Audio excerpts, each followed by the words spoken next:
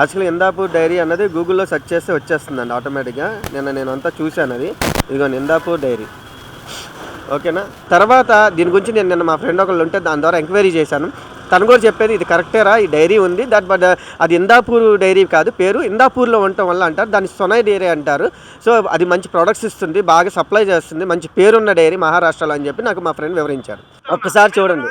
సభలో దేవుడి ఫోటో చెప్పులేసుకొని ఎవరైనా వెళ్ళి తెలిస్తే చూపిస్తే నేను రాజీనామా చేయడానికి సిద్ధంగా ఉన్నా. మీరు నిరూపించలేకపోతే మీ కేబినెట్ మంత్రులు మొత్తం ఎవరైతే ఆరోపణ చేశారో బీజేపీ వాళ్ళు జనసేన వాళ్ళందరూ కూడా రాజీనామా చేస్తారని చెప్పి అడుగుతా ఉన్నా. నమస్తే అన్న. ఏంటి ఈ రోజున మండల్లో జరిగిన ఎవరైతే వైసీపీ నాయకులు, వైసీపీ ఎమ్మెల్సీలు కానీ, ఇటు కూటమి ఎమ్మెల్సీలు కానీ ఒక వాగ్దానం చూసాం వాళ్ళిద్దరి మధ్య, ఇరువురి మధ్య తిరుమల తిరుపతి కల్తీ వ్యవహారం గురించి. ఒక పక్కన వాళ్ళు మాట్లాడుతూ ఉన్నారు, మేము ఎలాంటి కల్తీ చేయలేదు, కూటమి ప్రభుత్వమే కల్తీ చేసిందని చెప్పి మాట్లాడుతున్నారు.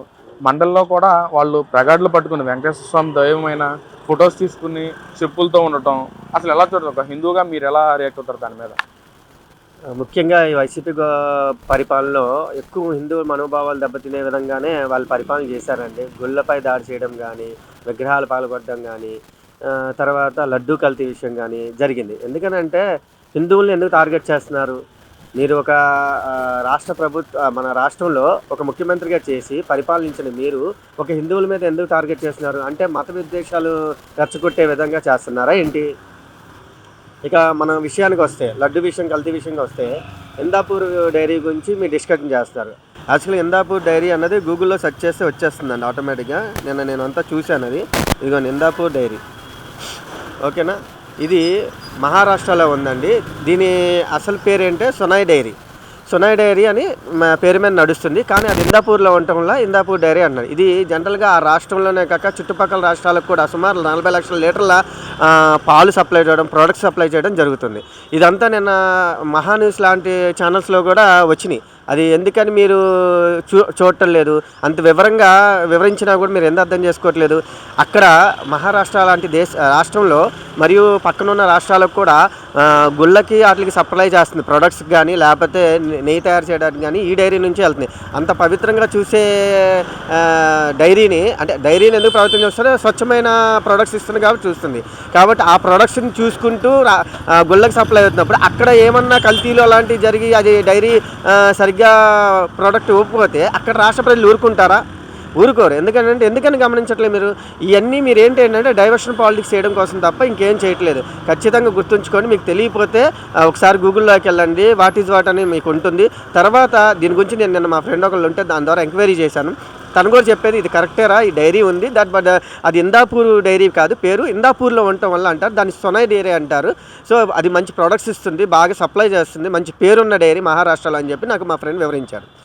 నెక్స్ట్ వచ్చేపాటికల్లా మండల్లో వీళ్ళు వైసీపీ నాయకులు చెప్పులు వేసుకొని వెళ్ళలేదు అని అన్నారు. దానికి కూడా సంబంధించిన ప్రూఫ్ నేను చూపిస్తానండి నిన్న క్లియర్గా, ఆ ప్రూఫ్తో సహా. ఎందుకంటే ప్రతిదీ విమర్శించడం కాదు, మీ ప్రూఫ్ మీకు సోషల్ మీడియాలోనే ఆటోమేటిక్గా వచ్చేస్తుంది.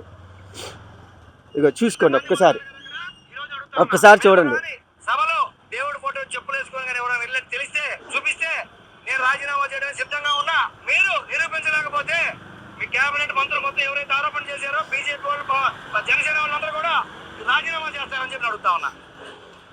చూశారు కదా, వాళ్ళు మాట్లాడిన వాళ్ళు, వైసీపీ వాళ్ళు మాట్లాడిన విత్ ప్రూఫ్స్తో సోషల్ మీడియాలో ఒకసారి ఎత్తుక్కుంటే అన్నీ బయటకు వచ్చేస్తున్నాయి.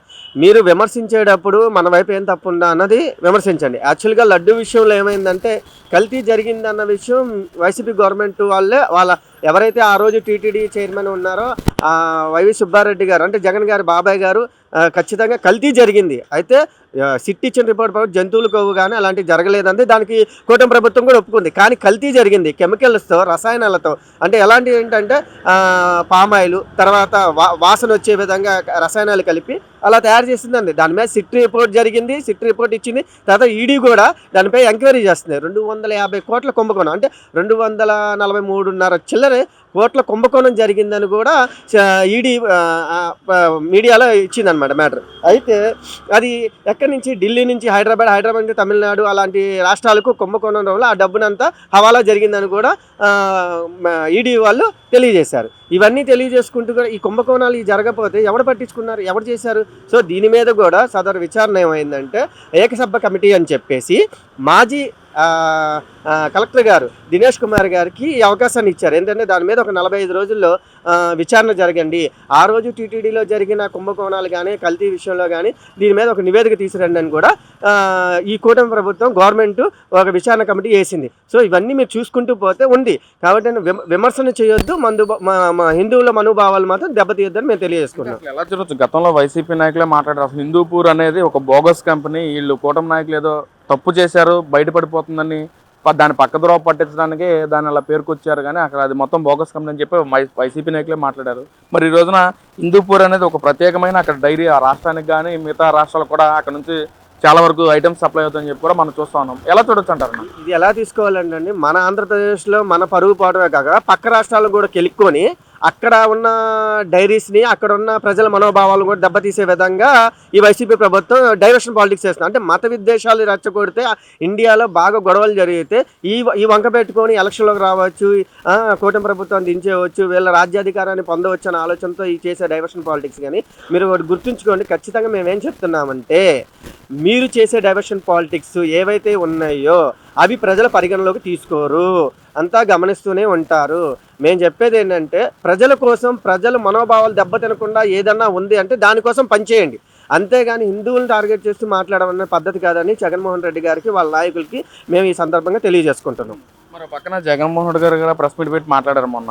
అసలు కూటమి ప్రభుత్వం వచ్చి 20 నెలల్లోనే పూర్తిగా మొత్తం అప్పుల పాలు చేశారు, ప్రజలకు కావాల్సిన బడ్జెట్ విషయంలో కూడా సక్రమంగా యాడ్ చేయలేదు, కానీ మా ప్రభుత్వంలో మొత్తం ఎలా అయితే కావాలో అలాగే బడ్జెట్ పెట్టామని చెప్పి జగన్మోహన్ రెడ్డి గారు మాట్లాడతాం.